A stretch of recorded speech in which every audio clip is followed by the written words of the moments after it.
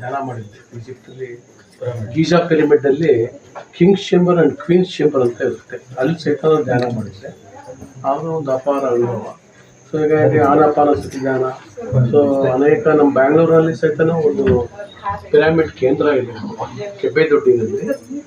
ಅಲ್ಲಿ ಭಾಳ ಚೆನ್ನಾಗಿದೆ ಅದು.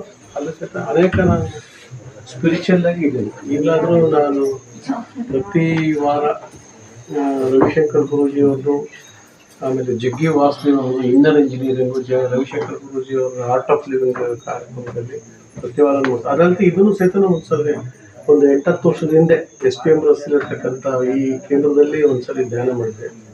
ಅದು ಯಾಕೋ ಇದ್ದಕ್ಕಿದ್ದಂಗೆ ನಮ್ಮ ಮನೆಯವರಿಗೆ ಕಾಯಿಲೆ ಬಂದು, ಕಾಯಿಲೆ ಬಂದರೆ ಏನಾದ್ರು ಮಾಡಿ ಕ್ಯೂರ್ ಮಾಡಬೇಕಲ್ಲಪ್ಪ ಅಂತ ನೋಡ್ತೀವಿ. ಇವೆಲ್ಲೋ ಮೂಲೆಯಲ್ಲಿ ಇಟ್ಟಿದ್ದು ಸಿಕ್ಬಿಡ್ತು.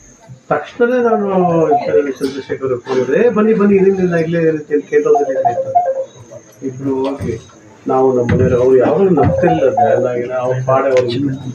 ಆದರೆ ಇದು ಈ ಕೇಂದ್ರಕ್ಕೆ ಹೋದ್ಮೇಲೆ ಸಂಪೂರ್ಣವಾಗಿ ಪ್ರತಿ ದಿವಸ ತಪ್ಪಿಸಲ್ಲ. ಪ್ರತಿ ದಿವಸ ನಾವು ಅವರು 6 ಗಂಟೆಗೆ ಹೋಗಿ ಮಾಡ್ತಾ ಇದ್ವಿ. ಮತ್ತೆ ಬೆಳಗ್ಗೆನೂ 6 ಗಂಟೆ ಮಾಡ್ತಾ ಇದ್ವಿ. ಅವ್ರಿಗೂ ಭಾಳ ಒಂದು ಅಪಾರ ನಂಬಿಕೆ ಬಂದ್ಬಿಟ್ಟಿದೆ ಈ ಗುರುಗಳ ಮೇಲೆ. ಹೀಗಾಗಿ ಭಾಳ ಇರತಕ್ಕಂಥ ಒಂದು ಕಾಯಿಲೆ 100% ಗುಣ ಆಗುತ್ತೆ ಅಂತ ಹೇಳಿದ್ದೀನಿ. ಈಗ ಅವ್ರ ಜೊತೆಗೆ ಬರ್ತೀನಿ ನಾನು ಅಂತ ಹೇಳಿದ್ದೀನಿ. ಆದರೆ ನವೆಂಬರ್ 24ಕ್ಕೆ ನಾನು ಅವ್ರ ಜೊತೆ ಬರ್ತೀನಿ. ನಾನು ಇದ್ರ ಬಗ್ಗೆ ಆ ಕೇಂದ್ರಕ್ಕೆ ಬರ್ತೀನಿ, ಜೋಗಕ್ಕೆ. ಅದನ್ನು ಆಗಲಿ ಎಲ್ಲ ದೇವ್ರ ದಯದಿಂದ, ಗುರುವಿನ ಮಹಿಮೆಯಿಂದ ನಾನು ಅವ್ರ ಜೊತೆಗೆ ಹೋಗೋಣ ಅಂತ ಯೋಚನೆ ಮಾಡುತ್ತೆ. ಗುರು ಅಂತ ನಾನು ಕೇಳ್ತಾ ಒಂದು ಮಾತುಗಳನ್ನು ನಿಲ್ಲಿಸ್ತೀನಿ.